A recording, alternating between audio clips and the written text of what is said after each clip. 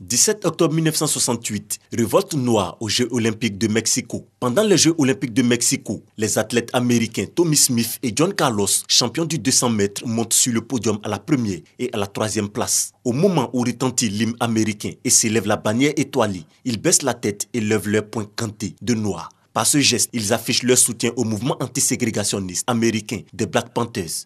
Un geste qui leur coûtera la fin de leur carrière. Les Jeux Olympiques de Mexico en 1968 interviennent dans un contexte social bouillant aux quatre coins du globe. Les révoltes jaillissent des usines et des universités. Ouvriers et étudiants font reculer la police lors des manifestations. Le patronat sue à grosses gouttes. Le Mexique n'est pas en reste. Le climat social y est même explosif et la répression féroce. Le 2 octobre 1968, soit 10 jours avant l'ouverture des JO, plus de 300 manifestants, des étudiants en grève, sont abattus par l'armée. Les appels au boycott prononcés contre ces JO par les militants des droits civiques américains se multiplient sans succès. Les athlètes noirs américains se rendent donc à Mexico, plusieurs d'entre eux à bord. Un badge pour la cause des Noirs victimes du racisme. Les Jeux ouvrent leurs portes le 17 octobre. Les Américains Tommy Smith et John Carlos sont champions du 200 mètres, respectivement à la première et à la troisième place. Entre les deux athlètes américains sur la seconde marche du podium, s'est glissé un sprinteur australien du nom de Peter Norman. Les deux athlètes montent sur le podium sans chaussures, un foulard autour du cou de Tommy Smith pour protester et rappeler les lynchages du Sud. John Carlos lui porte un collier en hommage aux esclaves, ancêtres des Afro-Américains. C'est un moment clé de leur histoire d'athlètes noirs américains.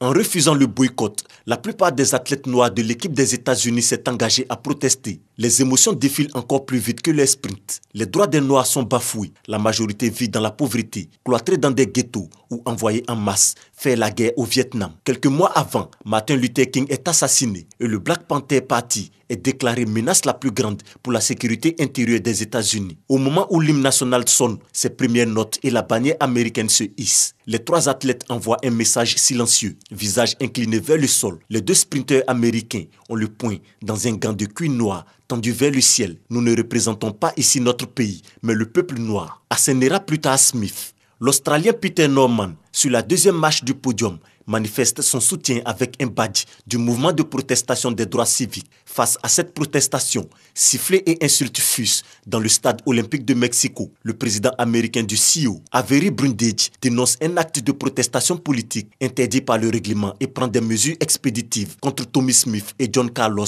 dont il qualifie l'action de sale manifestation des négros contre le drapeau américain. Tommy Smith, premier homme à courir le 200 mètres en moins de 20 secondes, et John Carlos, détenteur du bronze, sont bannis du village olympique, ainsi que Norman. Ils seront exclus à vie des JO. Ce podium, les trois sprinteurs le payeront au prix de leur carrière. Smith et Carlos se reconvertissent sans succès dans le football américain. Quant à Norman, la fédération australienne l'expulse de l'équipe olympique.